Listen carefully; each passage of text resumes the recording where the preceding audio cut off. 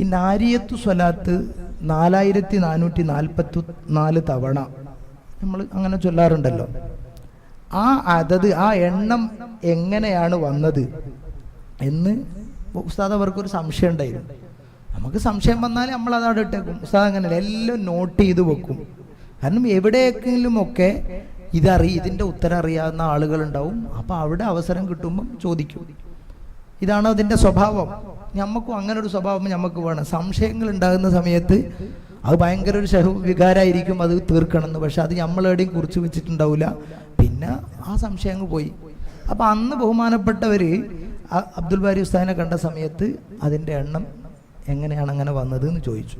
അങ്ങനെ ഉസ്താദ് മനസ്സിലാക്കി. അങ്ങനെ മനസ്സിലാക്കിയാൽ ആർക്കും ലഭിക്കാത്ത ഒരു അറിവ് അതെനിക്ക് കിട്ടി എന്ന് വെച്ചിട്ടല്ല. ബഹുമാനപ്പെട്ടവരത് ടെക്സ്റ്റ് ആക്കിയിട്ട് എനിക്ക് അയച്ചു. എന്നിട്ട് പറഞ്ഞു, ഇതാണ് പറഞ്ഞത്. എന്തിനാണ് അങ്ങനെ ടെക്സ്റ്റ് ആക്കിയിട്ട് വെക്കുന്നത്? അത് എവിടെയെങ്കിലും കുറിച്ച് വെച്ചിട്ടുണ്ടാവും. കാരണം ഇത് ഉപകാരപ്പെടണം മറ്റുള്ളവർക്ക്. ഇതൊരു അറിവാണല്ലോ. എന്നിട്ട് ആ ടെക്സ്റ്റ് ഞാനൊന്ന് വായിക്കാം. ആവർത്തിത ഹർഫുകളുടെ അബ്ജദിനോട് നാരിയത്തു സ്വലാത്തിലെ ആകെ ഹർഫുകളുടെ എണ്ണമായ 165 കൂട്ടിയാൽ 4444 കിട്ടും. ഇതാണ് അതിലുള്ളത്. അങ്ങനെ ആദ്യം എഴുതി അയച്ചു.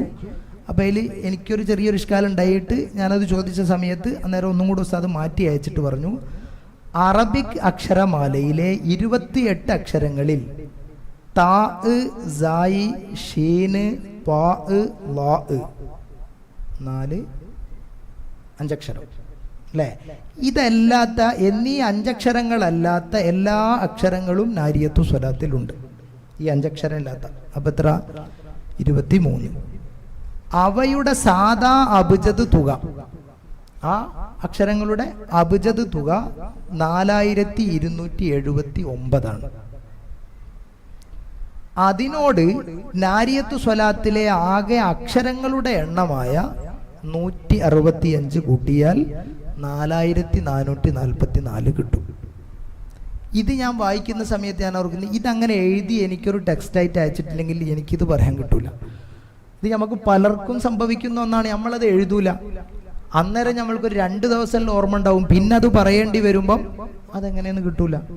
ഇപ്പൊ ഈ രൂപത്തിൽ സംശയങ്ങൾ വരുമ്പോൾ അത് എഴുതി വെക്കുകയും അതിൻ്റെ മറുപടി എവിടെന്നാണോ കിട്ടുന്നത് ആ സമയത്ത് അത് ആവശ്യക്കാർക്ക് പറഞ്ഞു കൊടുക്കുകയും ചെയ്യും.